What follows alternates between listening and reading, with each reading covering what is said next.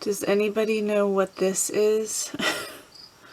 Sorry, it's kind of hard to see through the screen window. It's not a June bug. It's bigger than a June bug. It's longer. Yeah. Pretty creepy, and I had one of those in my closet one time. Yeah, wow, that thing's like, ugh, 2.5, 3 inches long.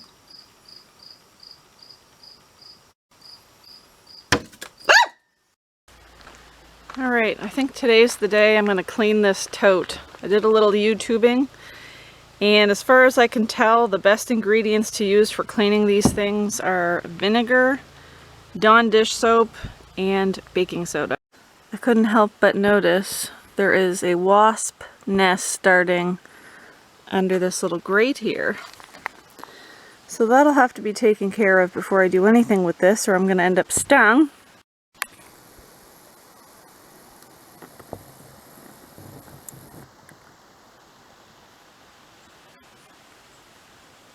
Anyhow, yeah, to start, I think I'm going to go ahead and squirt a bunch of Dawn dish soap in here and spray down all the sides with a high pressure hose.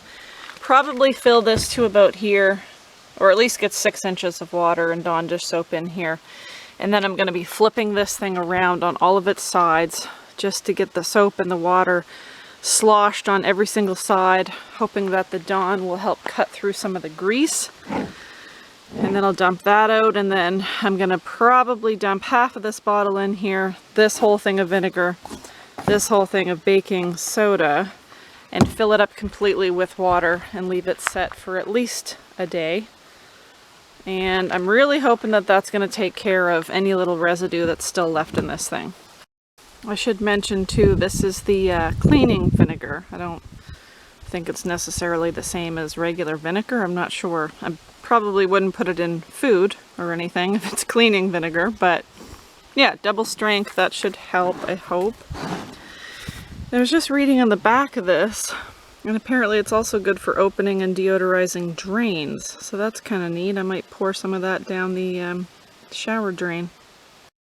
Alright, good news. I did exactly what I said I was going to do with the dish soap and flipping this thing around, just getting all sides covered, water, dish soap sloshed over everything. Even flipped it upside down just to get this part underneath, or inside I should say. And this thing is as clean as it's getting. It no longer smells like oil. There's no oil residue on the inside, which is definitely what I was going for. And actually it smells like apple Dawn dish soap, which is what I used. So that's great. That's much better than oil. Yeah, I just mixed all 3 of those ingredients together, filled it up completely with water, let it sit overnight, and the next day around lunchtime I just dumped it all out. After I ran this thing clean of all of those ingredients, I sprayed it out with water and just let everything run completely out of it. And then I closed this off, put a little bit of water in the bottom, you know, maybe like 2-3 inches, and then did the same thing. I rolled it around and got the water going on all sides just to clean any soap residue and anything like that off of here. So hopefully it's good and clean and ready for use. One more thing I want to mention, and then I'm done talking about cleaning this tote. When I had all 3 of those ingredients, the vinegar, the dish soap, and the baking soda mixed with water, I thought about throwing in some bleach for good measure, I guess, you know, just an extra cleaning product in there. Bleach is one of those things that's kind of weird like that. You should always Google and double check. I did Google it. Apparently bleach and dish soap are a no-no to mix together because they can produce harmful gases. So I didn't end up doing that. What I probably will do is when this is up on the tower ready to go and has water in it, I'm probably going to put a little bit of bleach in with the water just to make sure, you know, it stays clean.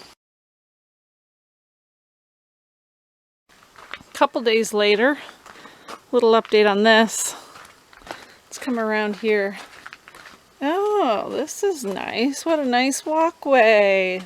Bit of a tight squeeze. I'm just right behind the camper, but this is what we have going on so far. It's just slapped together. Obviously, we have to secure everything down a lot better than it is. But we've got these two big posts here, and then you can see there's two on the bottom, both sides. These are just here for bracing. Yeah, so we need to put two more of these over here in these corners. So then the tote is going to sit, these are going to take all the weight of the tote pretty much. And then we're going to put a couple cross braces in the center, and then like this, one on either side of these. So yeah, we had to take some of that gravel from the big pile out there and level this off a little bit. Not finished, but we're getting there. You know, hopefully a few days later there will be more progress. Obviously, we're going to need to remove these boards here and get rid of my old gravity-fed water system that I have up there.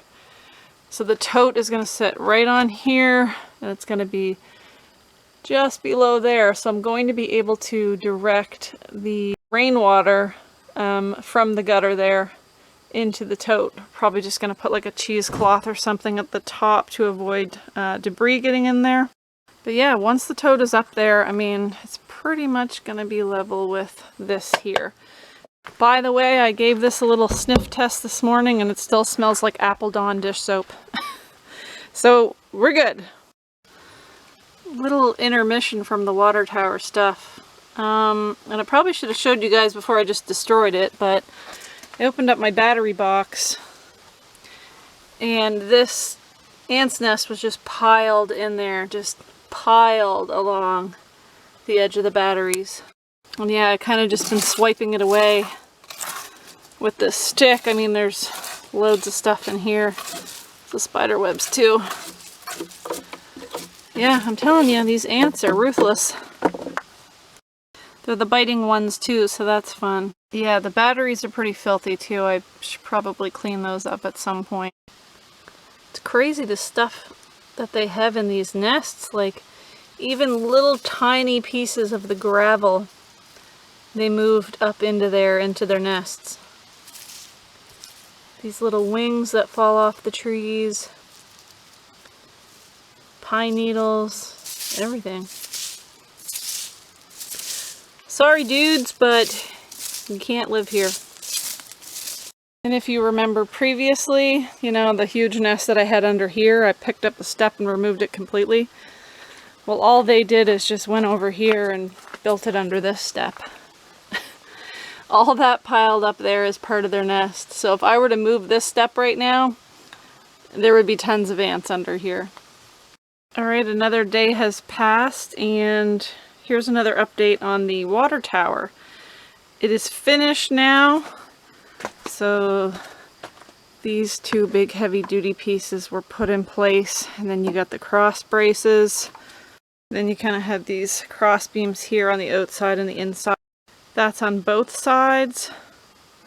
So it is pretty heavy duty. Last thing to do here is to remove this stuff up here, take down those boards, and then the water tote is ready to be put up there. So yeah, needless to say, I'm getting pretty excited, and I'll no longer have to have this thing sitting in the yard here anymore. Got the Christmas tree already cut. Just kidding, we had to take a few trees out of the way. Just two. That one there and this one here. So I gotta drag this out of the way, and then that can be easily moved around here, in through here, and over to the tower. Oh, and I realize now that I missed showing you guys, the boards here have been cut down, barrel removed, all of that, so it's literally ready just to have the tote set up on here. But it could be like a, you know, 3 to 4 person job, I'm thinking. And not because it's so much heavy when it's empty, just it's awkward and it has to be picked up and set on top of a 4-foot tower, so.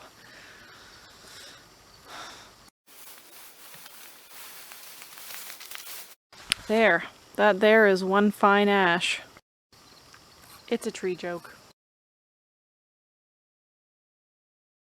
Good news! The tote is on the tower and ready for water to be added. Just got that up there this morning, which is great. It's ready to go. I do need to put the adapter end on here, you know, put some Teflon tape, put the adapter end on here, and have the hose ready so that that can come in here for water to be added. So yeah, here's a look. Pretty heavy duty tower here. It's 4 foot high, and it works out pretty well that the opening is here and the water inlet is here, so it's pretty much level. And trust me, the weight of that water is going to push the water in here very easily anyway. So yeah, the last few things I need to do is just wrap this up with a tarp. And I have something for this up here to try and run the water directly into that. Obviously I need to add some type of a filter so that it's not going to get full of pine needles and debris. But yeah, that's all there is left to do, and I'm gonna actually put a couple barrels worth of water in it this evening because I need water and I need to shower. And that's it, guys. I know it was a long time coming, but the day is finally here and this thing is ready. This video is getting pretty long, so I'm going to close it out here, and thank you for watching, and hopefully I'll catch you in the next one.